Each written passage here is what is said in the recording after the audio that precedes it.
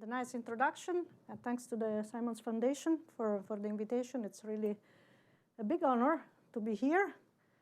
And what I would like to tell you a bit tonight is how we plan to design the next generation of superconductors using this concept of pressure quenching.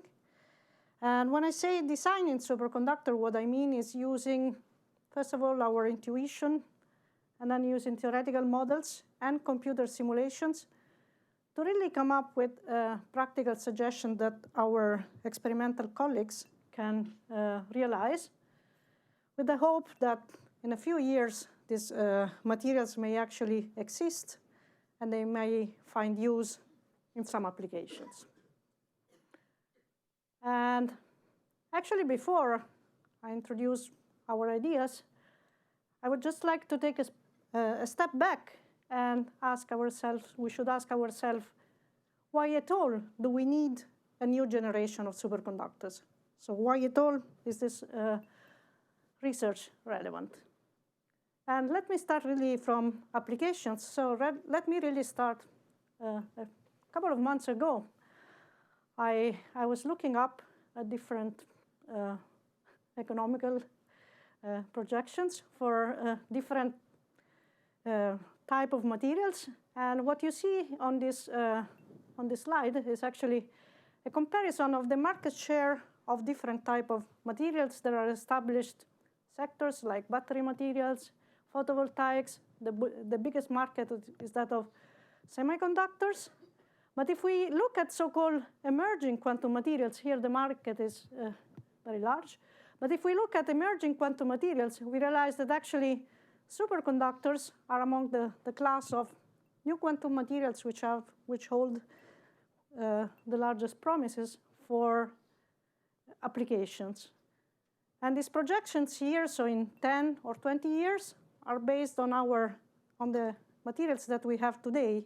As I will show you later, actually, these prospects would become much better if we had what I call the next generation of superconductors. And you see that superconductors actually have a market share which is comparable only to quantum dots. And there are other like flashy fields like 2D materials, graphene, spintronics, and so on, which are even lower than superconductors. So what is superconductivity? I think most of people in this room would know. But the basic properties of superconductors are summarized on these slides. The first one is zero resistivity. So this is a plot actually from the first paper that discovered superconductivity in mercury over 100 years ago. And what you typically see in a superconductor is a drop of a resistivity at some temperature, which is called the critical temperature. This was mercury.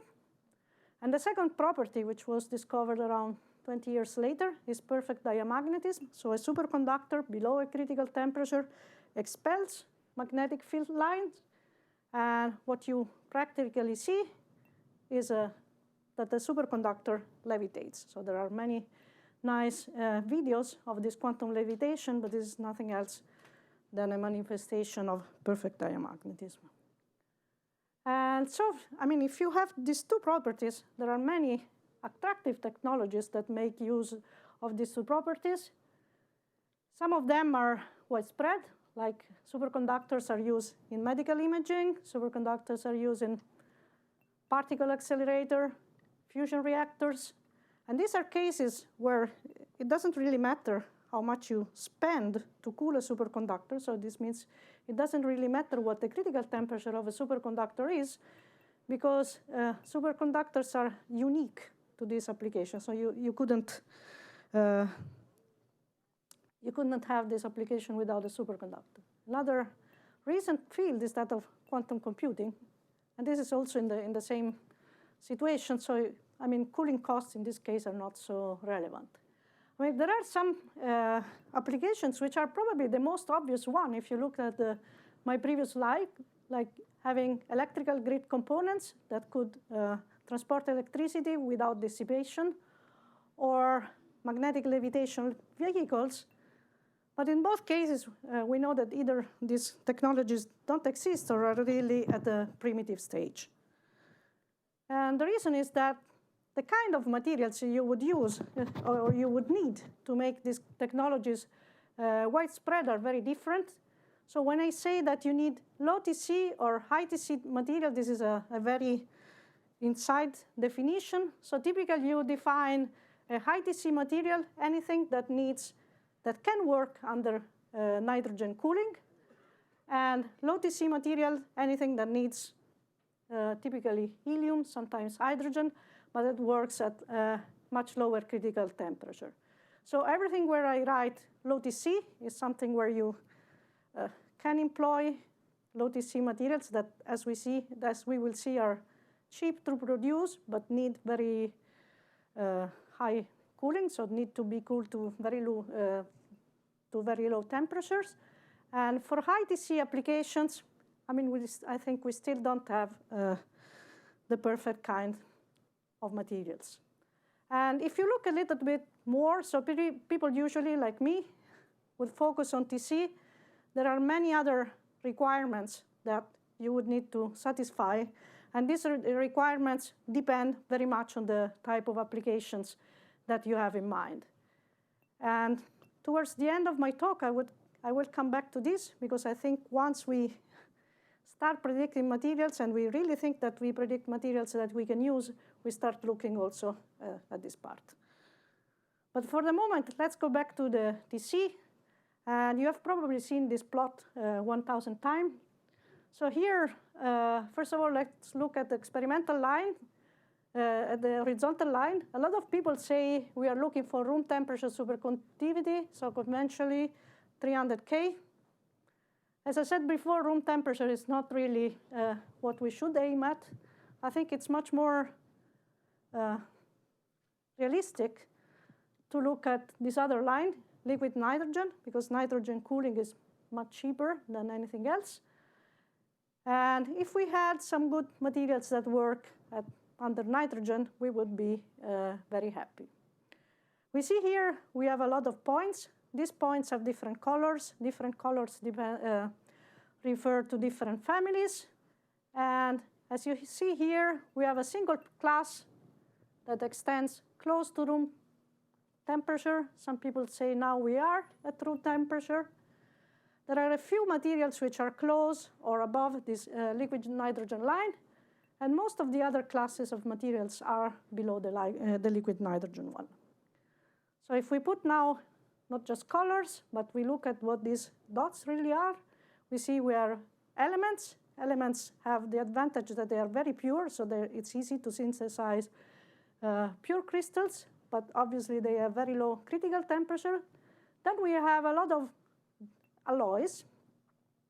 And this is actually the region where now most of the materials that we use nowadays are located.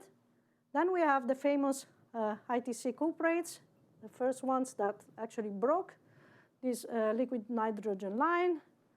We have the pnictides also, very close, or some people would argue above the liquid nitrogen line. We have here covalent superconductors, MgB2, very famous superconductors, and hydrides. And then here I write all the reasons why most of these materials are actually unattractive. And actually, I did something more, and I was looking again at these market projections. And if we look, we see all these dots, so we may imagine that there are hundreds of materials. If we look at the materials that are really used, there are 1, 2, 3, 4, 5, 6, 7, maybe 7 different materials. A bit more if we allow for combinations. But this means that actually many of the points that we have on this plot never made it into practical applications. And actually, I think around 80%, 75% of the applications that we have today are due just to these 2 points here. And as I said, these are the current prospects, and this is how these projections of applications would change if we had found a good material. I define a good material something which is a high TC material, so which operates about liquid nitrogen temperature and doesn't have issues such as being brittle or having a problem of flux spinning and so on.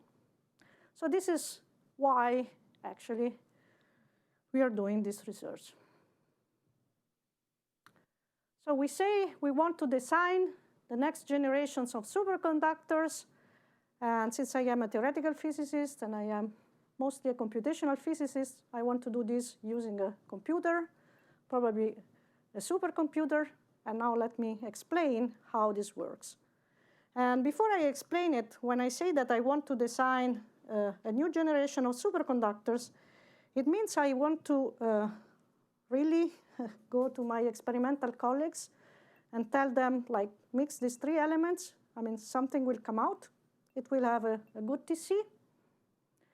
And this means that basically I should be able to describe the chemistry of the material that I want to predict.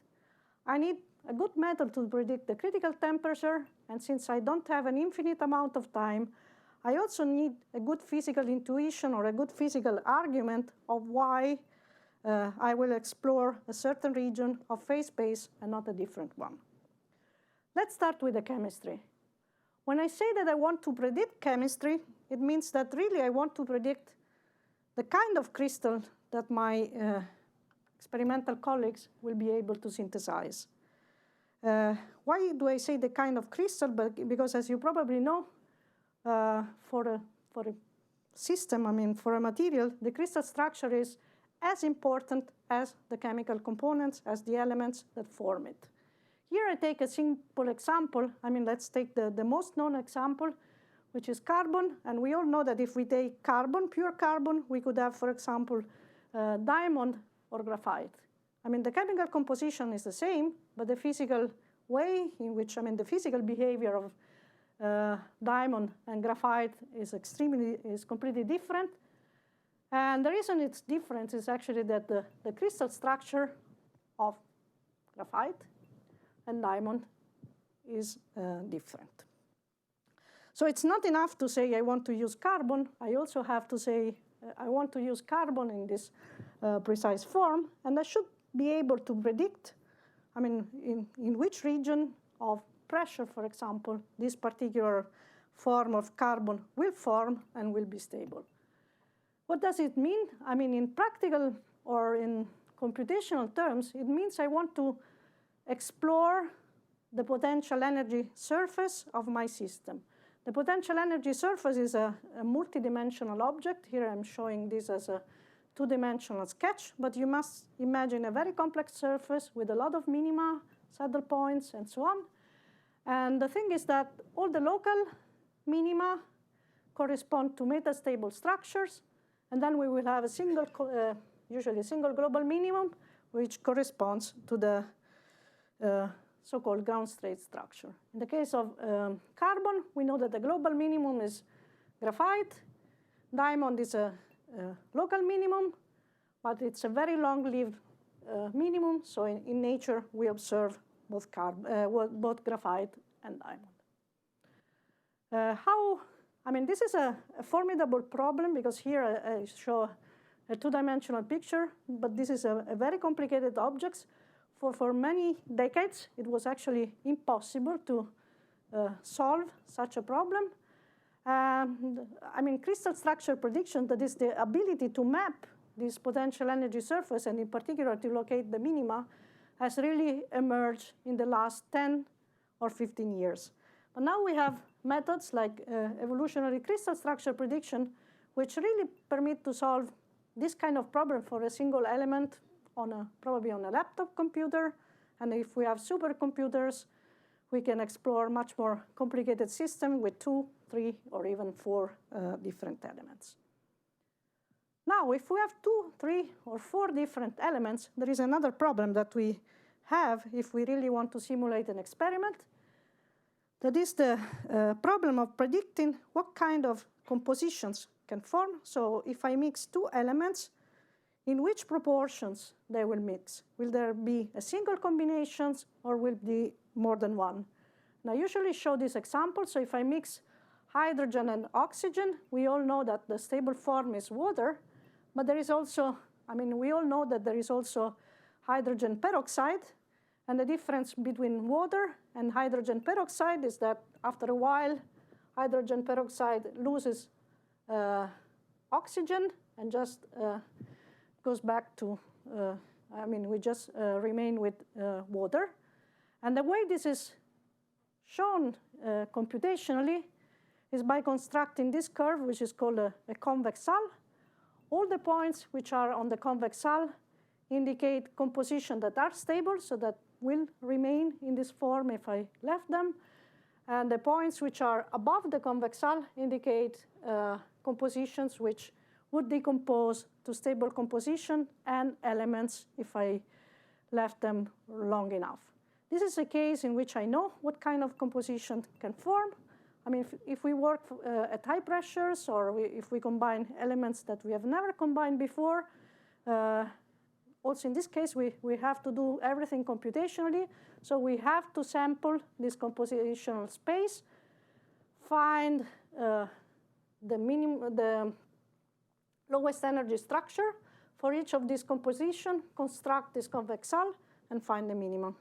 And construct the convex hull, find points on the convex hull and above it. And in this way, we are able to see what type of compounds will form.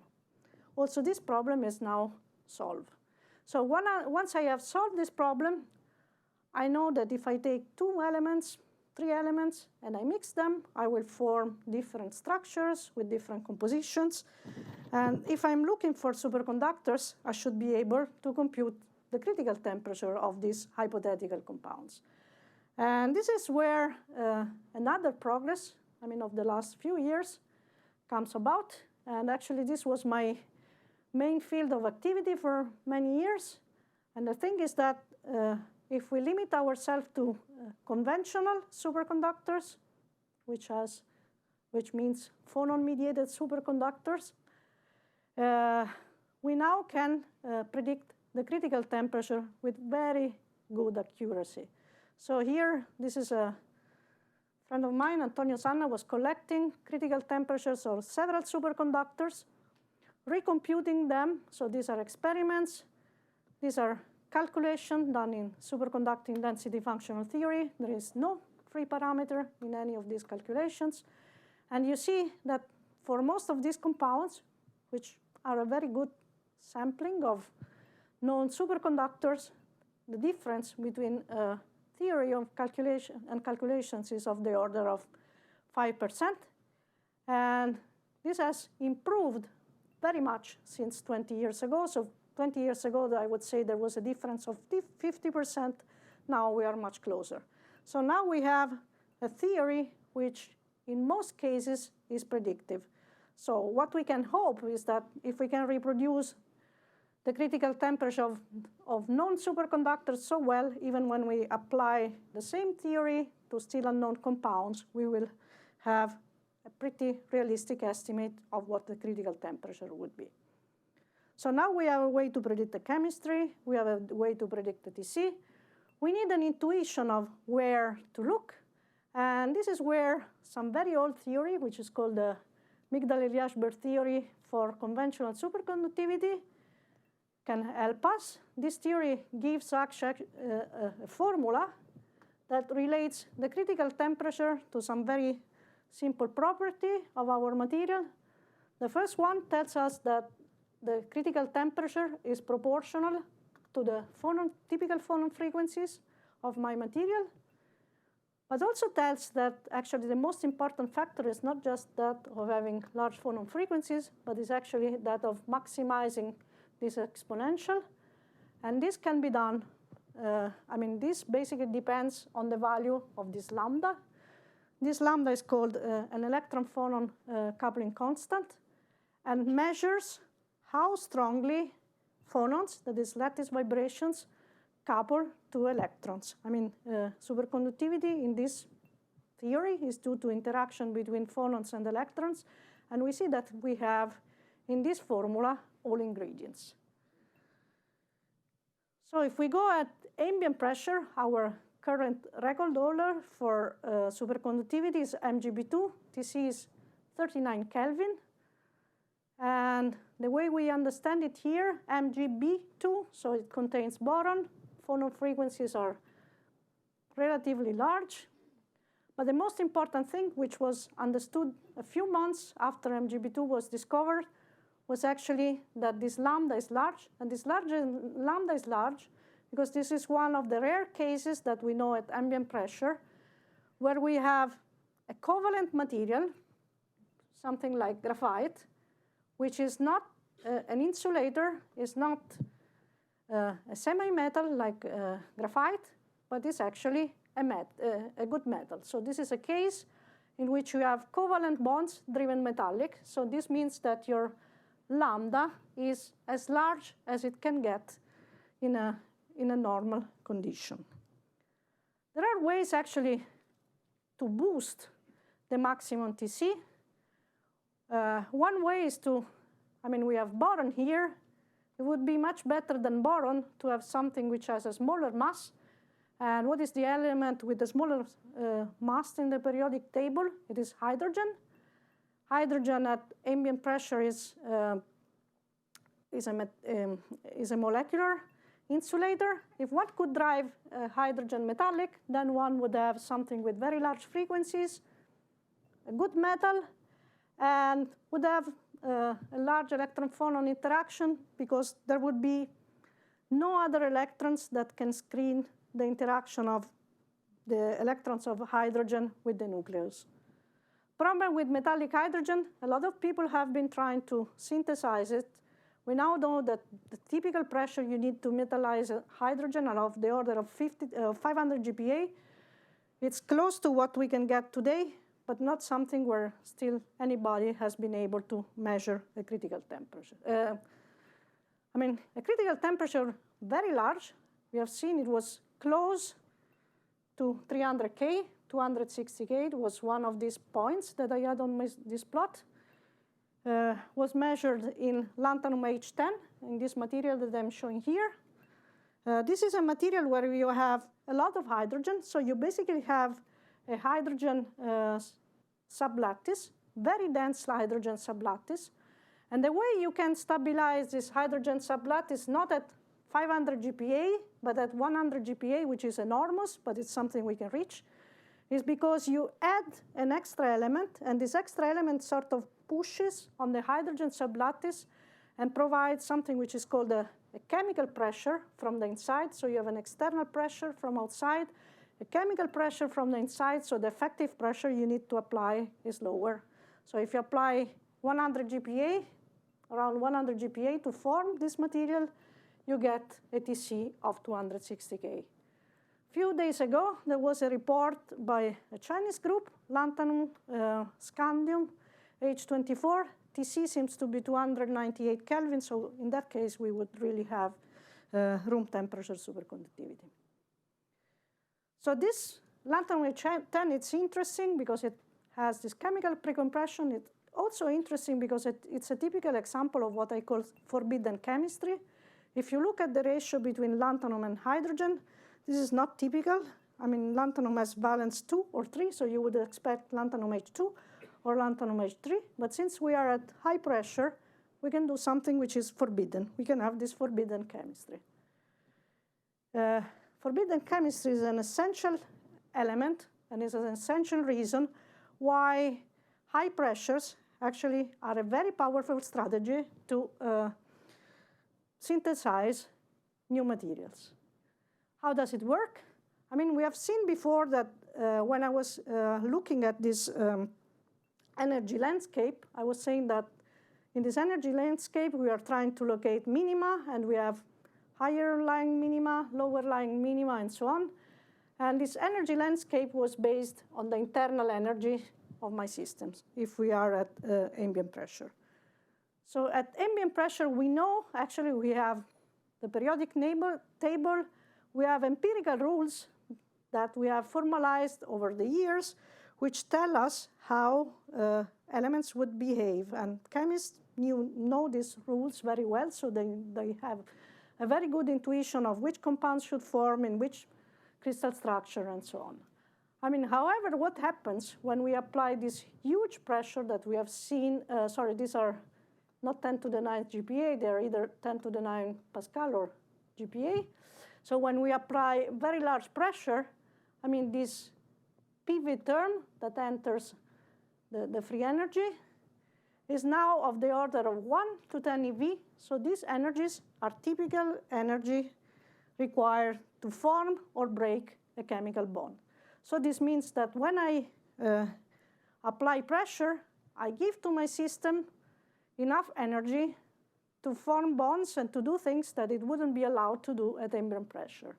And there is a very nice review by Eva Zurek and Moshe Miao, which basically explains that there are a lot of different phenomena which come about. And for example, I mean, something very interesting is that you have noble gas forming compounds, you have valence skipping, you have new valences, and so on. And all of these just comes from these energetic arguments. So something that I was saying before, this has important consequence on the fact that you can stabilize actually many new compounds. We take lanthanum and hydrogen. This is a convex hull diagram, P equals 0. Lanthanum has valence 2 or 3, lanthanum H2 and lanthanum H3. I apply pressure. You see that this convex hull becomes much more complicated, and I can stabilize a lot of these hydrogen-rich phases. And one of these hydrogen-rich phases is basically the most accepted record holder for TC at the moment. So this lanthanum H10 is an example of chemical precompression and is an example of forbidden chemistry. The most famous example of forbidden chemistry in this field was discovered 10 years ago by this man who passed away last year, Mikhail Eremets. And what he did, I mean, this is the experimental device where he did these experiments. So he loaded this diamond alvin cell with H2S, hydrogen sulfide. What he saw was a precipitation of sulfur, and he saw something which was insulating and transparent, becoming metallic. And then what you see here are contacts. So here, this is a 4-contact measurement. And what he saw was a clear resistive transition and a clear diamagnetic signal, and they all happened at 200 K. So this was the first discovery of a high pressure 150 GPa, high temperature superconductor. This was a beautiful paper. It also contained a measurement of isotope effect, which was basically confirming that this was a phonon-mediated superconductor.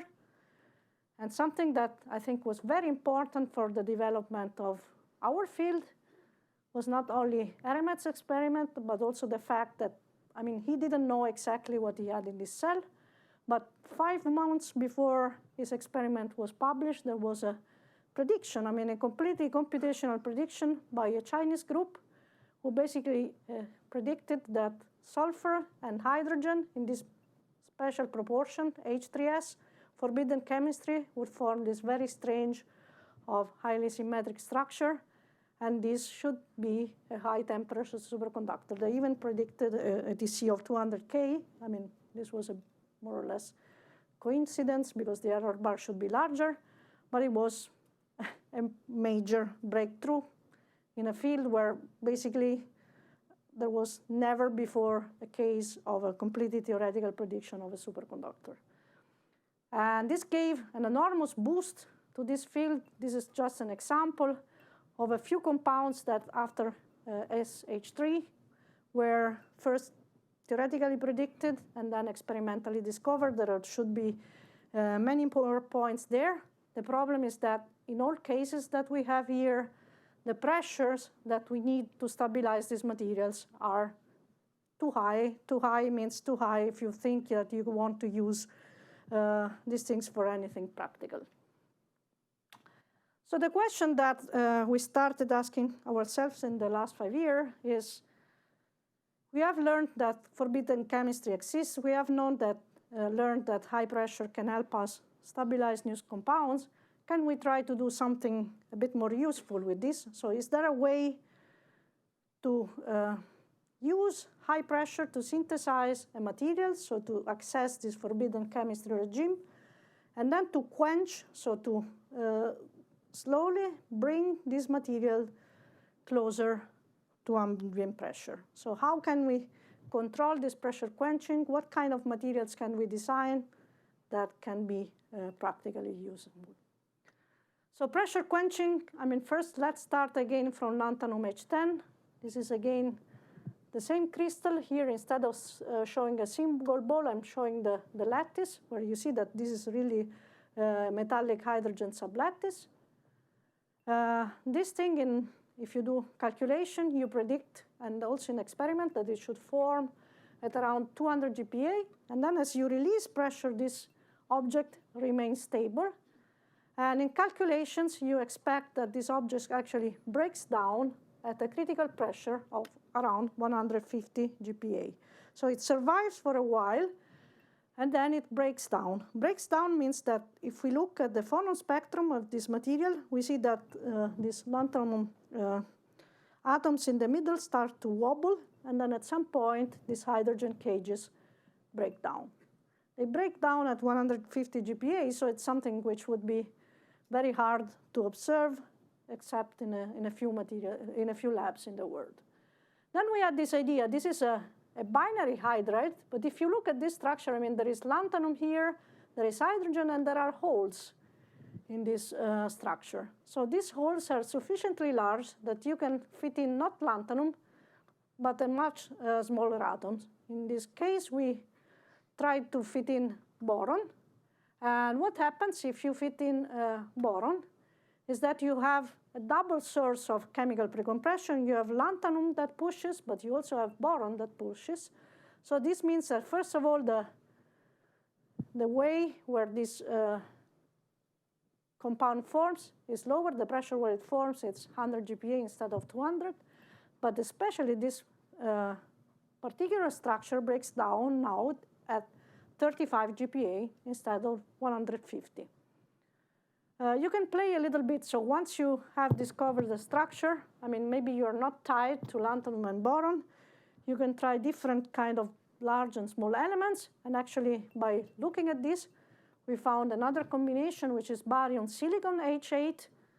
Tc is still a bit lower, but what happens is that what we predict is that this compound should break down at 3 GPa. 3 GPa is extremely close to ambient pressure. So in this case, we would have found a new high-temperature superconductor at ambient pressure. So the way we estimated the breakdown pressure, we say, is based on the fact that we see these phonons wobbling.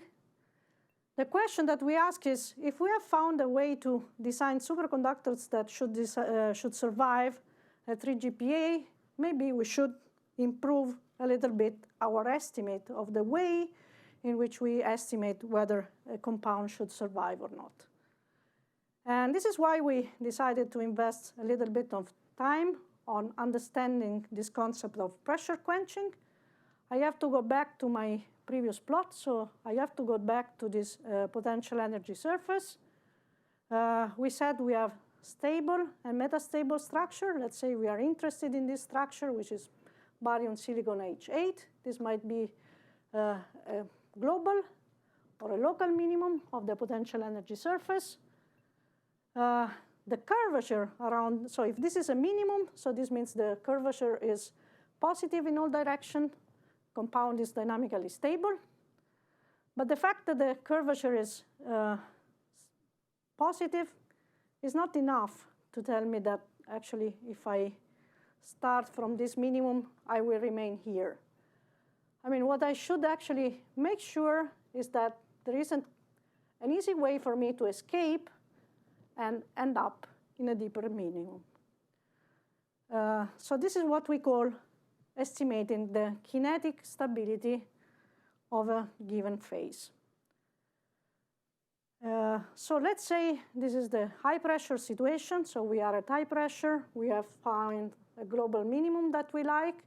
And we want to see whether this high pressure structure survives. when we lower pressure, what typically happens is that another minimum becomes deeper. And then I will remain here only if escaping this minimum and ending down in another minimum is not so easy. So what we have to do is finding a way, first of all, to identify this path, and then to estimate the corresponding barrier. This is just a two-dimensional sketch of the same problem. We have high-pressure phase that we like. We have an unknown phase that we may end up into, and we want to estimate the barrier between these two. So we did this. This was the first case in which this was done in a hydride paper. So what we did was actually sampling different pressures, doing different crystal structure prediction runs to identify this question mark phase here. And then we use a method which is called the nudged elastic band method, which basically finds the shortest geometrical path that deforms structure B into structure A, and uses this path to estimate this barrier. This barrier is plotted here. We see that, we start there. As we lower pressure, this barrier goes down. And conventionally, we say our phase should break down when this barrier is comparable to ambient temperature. So if we look here, we predict that actually this barium silicon H8 should decompose not at 3 GPa, where we said before, but at 30 GPa. A bad news for our prediction, but I think the nice thing that we introduce is this idea of kinetic stability, which is very powerful. And so I think we can say, this was 3 years ago. I can say that in the last years, this has evolved quite a bit. First thing, one of these ternary compounds was actually observed experimentally. It's not lanthanum boron, but lanthanum beryllium. But this shows that actually our prediction of ternary compounds work. Other things, there have been other predictions of metastable compounds that extend our idea and also extend this idea of estimating the kinetic barrier. Very nice example is this magnesium, iridium, H6, where in this case, they also estimated there would be a precursor, and this precursor was synthesized. There was another case. This is all a big theory, experimental collaboration. There was another case where the same collaboration actually predicted and synthesized a completely new hydride, which is not a high-pressure hydride, which is not a high TC hydride, but still, they predicted that it could be pressure quenched from 25 GPa to ambient pressure, and this was true. So if this works for a non-superconducting hydride, there is no reason to think that it will not work for a superconducting one. And actually, what I find most interesting is that one can apply the same ideas not just to hydrides, which are where hydrogen is volatile and it's not so easy to stabilize, but there is a whole new zoo of materials which are composed of boron and carbon. Some of these have been experimentally synthesized. We have predictions of similar materials that could get into the high TC regimes. We have predicted new borides. There are examples of other borocarbides. There are other predictions. So I think this is sort of a very, very fast evolving fields. And I'm quite confident that in 2 or 3 years, we will have quite a few compounds that can reach the ITC bar. Is this all? The question that we can ask, first of all, is this useful at all? I think, first of all, that in order to have something useful, one should have pressure quenching at pressures not higher than 30 GPa, because these are pressure where one can use sort of large synthesis apparati, while at pressure larger than 300 GPa, you need to use diamond anvil cells, so this becomes interesting from a fundamental point of view, but not from applications. So I would say if one has in mind applications, probably the most promising classes are either ternary hydrides or this boron carbon or other light element compounds. I'm also almost finished. I mean, if we think of where we started, I said that what we want to predict are actually materials that can be useful. So actually something interesting, I mean, we have these methods. These methods seem to work. So before we say that we want to predict a new pressure quench superconductor, we should make sure that we actually understand the materials that are actually used. And that's why in the last couple of years, we have actually started to work on so-called boring superconductors, which I personally find very interesting. And these are the stars that I had on my initial plots. First one is niobium titanium. This is basically the most important superconductor from a technological standpoint. We went to look, I mean, there was not a single calculation of TC for this material, ever. And the reason is very simple, that if you do a standard calculation, I mean, the first assumption that you do is that the lattice is harmonic. This compound is strongly anharmonic. So in order to get even just an estimate of TC, first of all, you need to correct for anharmonicity, and development of anharmonic phonon calculation is something that has happened in the last years. Then there are anomalies in the Coulomb interaction, and there is a huge role of disorder. So unless you take all these factors into account, you cannot reproduce the critical temperature. Something else, niobium carbon is not so widespread, but it's interesting for some niche applications because it's very strong mechanically. Should be the crystal structure. It should be stoichiometric. You see that it's not stoichiometric at all. So if you want to reproduce the reported TC, you actually have to look carefully at the thermodynamics. You find a lot of vacant structures which are actually compatible with the observed critical temperature. So the answer here is that a lot of compounds like this, I mean, if you want to reproduce the TC, you need to take into account vacancies. Another famous superconductor is niobium tritene. Same problem, no estimate of TC so far. These have been synthesized in the 60s. So there is not a single TC for niobium tritene. Again, anharmonicity. Again, anomalous Coulomb interaction. And then in this case, we were also trying to compute the critical field. We find that there is some problem with the usual formula for the critical field.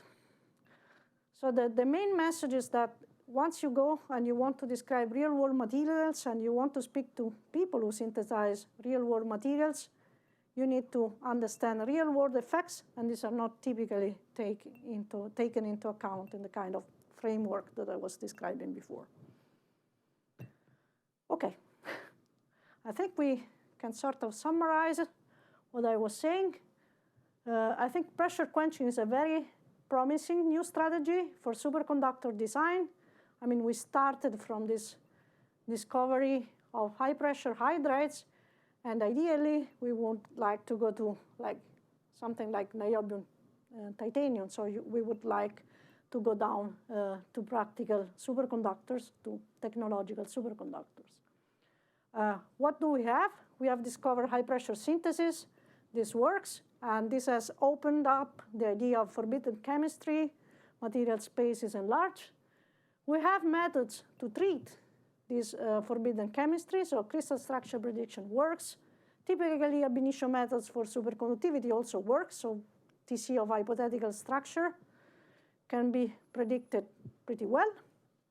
We have now many testable predictions of new hydrides or light element compounds that can be synthesized.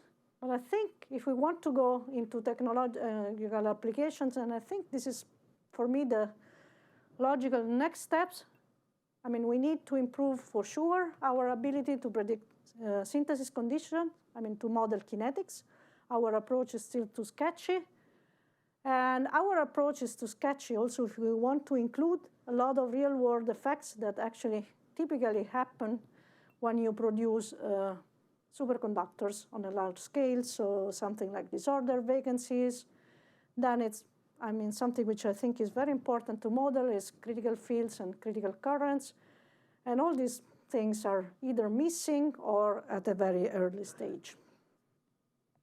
And with this, I think I close.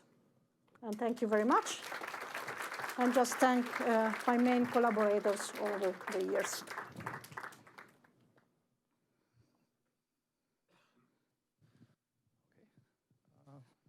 We'll have a Q&A session. So just raise your hand if you want to ask a question. Yeah. Please use your seat mic. Yeah, use the mic. My understanding is that metals are not generally electrostatically gateable. Is that right? I didn't understand the word, not electrostatic. My understanding is that metals are generally not considered electrostatically gateable. Is that right? Yeah. Yeah. Yes? Yeah. No, because there were some wild claims about a decade ago that someone took gold and changed the structure, the atomic structure, and the shape at the macro level, and claimed that it was a superconductor.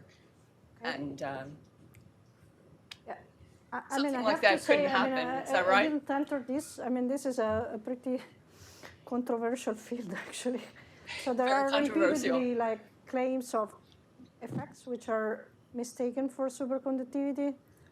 I mean, for sure, one thing which is not considered sufficient evidence of superconductivity is just a resistive transition, because this can come from many different sources. So, I mean, if you look, for example, when I was looking at this Eremets paper, I mean, the first time that he reported superconductivity on H3S, so he published the resistivity data very soon, but I think before they accepted the claim, they actually wanted to have an evidence of a diamagnetic signal. So unless you have coexistence of these two things, this is usually not considered sufficient evidence for superconductivity. Then there are controversial claims of people who also report both, but somehow, yeah? Yep. Yep. Thank you so much. Have you looked at effects of imperfections in your models, or can you like model imperfections, like let's say some atoms or some other unwanted? Imperfections, something that we started to look at is this kind of simple defects like vacancies yeah. This we are starting to look, and it seems to be, I mean, this is something where people have always, I mean, these calculations are heavy, so they have been considered heavy for a long time. So usually you assume a perfect crystal, perfectly ordered crystal, then you realize that, especially if you don't take, if you take these real materials where the synthesis is not as clean as you would normally do in a lab, then you have a lot of these effects. And then unless you include these effects, your predictions are totally off. So the question is, we are starting to do this.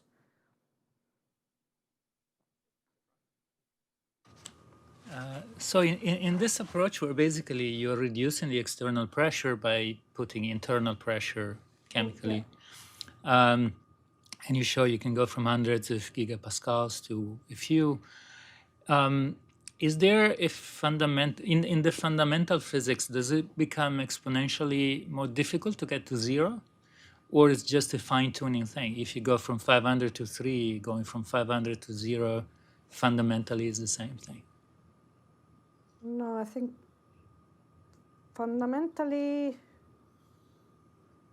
there is no reason. I think the kind of structures that you find, I mean, there was this PV term, of course, right? So the kind of structures that you can form become more crazy, the larger the structure, the larger the pressure you can apply. So if you want to get really crazy structures, I think you need very high pressure. If you want to get more reasonable ones, lower pressures is easier. So I think if you want to have higher hydrogen to other elements ratios, you probably need very high pressures. If you want to have this kind of noble gas compounds, you typically need hundreds of GPAs. If you want to get something more reasonable, like we have these predictions of borides, for example. So these borides that we predict contain B12. This B12 is something that you find in other structures. So it's a natural environment for boron. Then in this case, the external pressure that you need to provide is smaller. So, yeah, I don't know if this answers your question, but so there is nothing fundamental in the mechanism. So the mechanism is the same.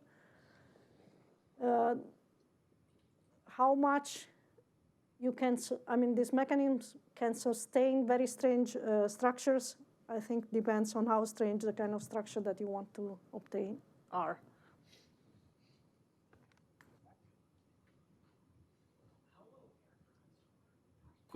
Practical qualities such as ductility for the class of compounds that you think are amenable to this quenching. Can you speak louder? Oh, sorry. How well understood are the practical qualities such as ductility for the class of compounds that you think are amenable to this pressure quenching? Practical what? Ductility. Sorry, I didn't understand. Sorry about that. Yeah. But just for the compounds that you think would work well for the pressure. Yeah, for the pressure quenching. Almost zero. I mean they are. So these compounds, there is basically one group which is producing this. Yeah. So that, I mean, I think they typically produce it, reproduce the synthesis, and they're happy with that. And they measure TC, susceptibility. They're happy with that. So I don't think they're at the stage where they're really characterizing this material with applications in mind. They're mostly happy that they succeed to characterize it. Thank you. So in this pressure quenching process, how does the rate of pressure quenching affect the final state of the matter? At the moment, it has no effects, just because we are not modeling this at all. Okay. And practically, there is an effect. Of course, I mean, experimentally, for the few cases which is there, the kind of protocol you follow is very important. So definitely, when I say that we need to improve the kinetics, this is one aspect which has to be taken into account. At the moment, it's not.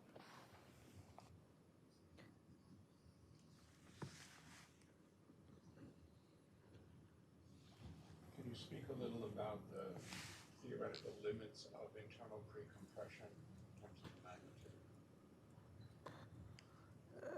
Internal limit of theoretical precompression? Yes, what types of structures would you need to get very, very high internal pre-compression? I think I mean, all of this is sort of new, so I don't know how much one can say. I think from what we empirically observe, for example, is when we go from binary to ternaries, we actually lower very much the pressure. And the way I empirically understand it is that actually, I mean, the more variety of elements you put, the more varied the size of the elements is, the more you can fill the space.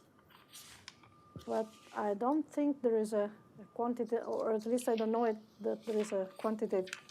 I mean, one could probably, here we have some simple models that we did with the atomic radii and like sum of atomic radii, and you see some trends, but I think they are not systematically, and we have not investigated them systematically. I think there is maybe Eva Zurek has some more group. They define some more rigorous way to define chemical precompression. But also in that case, I don't think she has done it systematically, or at least I don't know it. Do you have any intuition regarding this? Regarding what is the limit of Regarding, chemical? not so much what the limit is, but what kind of structures you would need, or what do you think is practically attainable, that kind of thing. I mean, kind of structures, you need something which has probably, I mean, if you want, so the nice thing of these structures, for example, is that you want a metallic hydrogen sublattice. So what you have here is that hydrogen forms a connected lattice. So these are not separated objects. Then you have a really large element. So it can be barium, it can be lanthanum. Typically, you have a rare earth or a alkaline earth, so something which has a large atomic size, yeah, so that it sort of fills the space. And so any kind of structures, I think, which has cages, and then if you have big voids, you would tend to fill the voids. And then if you have small voids, these are places where you can fit smaller atoms, so probably you have even larger flexibility. So something like cladrates, zeolites, or this kind of crystal structures, I think.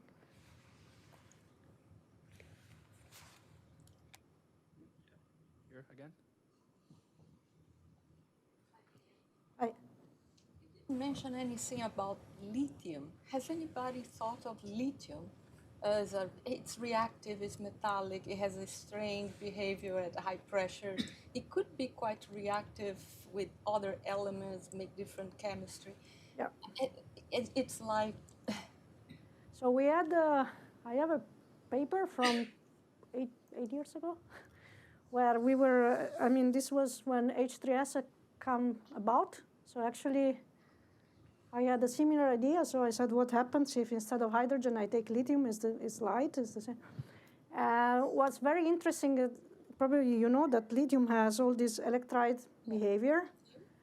And actually, this was bad for this particular effect. It was pretty bad, because what you saw was that instead of forming this kind of covalent hydrogen, then in that case you would have a covalent lithium-lithium bond. What you would see would be the electrons escaping lithium and going to fill voids. So you had all these kind of electride structures that were forming, and these were performing much worse than these covalent H3S type structures. So then we gave up on lithium. But in a compound, it could form interesting compounds. Yeah, it could. I mean, the chemistry is super interesting. Also, this case was lithium sulfur, so it was a compound. Chemistry was super interesting from a superconducting point of view. I mean, the TCs were, maximum TC was of the order of 20K, and for hydrogen you would get 200. But the nice thing was actually that we could understood this in terms of this electric behavior, which is something super interesting and well, I mean, so, but so that's why I didn't look at lithium so much anymore.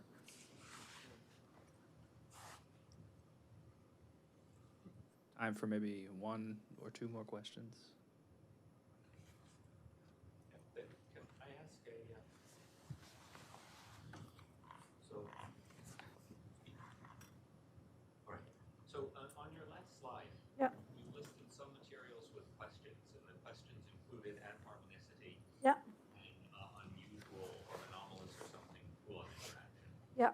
So my questions, I know it's not too technical work. In what sense is the Coulomb interaction anomalous, and how do we know it's that? So. If that's too technical, then I withdraw the question. No. I mean, so these are all niobium-based compounds. So normally people assume this sort of mu star approximation.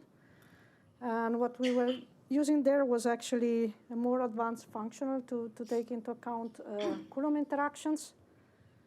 So what we saw that actually there is an anomalous effect of spin fluctuation in enhancing so in reducing basically the superconducting pairing. So if you want to mock this extra effect of spin fluctuation in a mu star-like framework, you need to use an anomalously large mu star.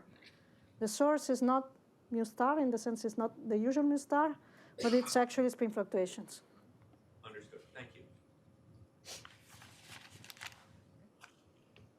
Yeah, last question here. So in one of your slides, you mentioned like we are now able to predict critical temperature more accurate than like 5-10 years ago. Yeah. I'm wondering what has changed and what. All right, in this, so I always say it's a bit cheating. So in this particular slide, they're using a method which is called superconducting density functional theory, which is really an extension of density functional theory to superconductors. So like density functional theory, you have a functional, and this functional encodes basically superconducting pairing. So the difference in that slide comes from the fact that they improved the functionals. The same kind of difference, so this kind of error bar, you would get not from the functionals, but also from numeric effects. And in particular, I mean, now we have, I mean, it's widespread to use linear function interpolation, so to get much more accurate results for electron-phonon interaction and like anisotropic. The description of Fermi surface is much better. And that would give you actually a comparable error bar. So it's a sort of cumulative effect of all these things. But let's say there has really been a lot of technical improvements going on. I would say 2005 is right. I mean, I think the big breakthrough was MGB2. So 2005 is soon after MGB2 discovery. People started working on these methods because, I mean, somehow it seemed to work.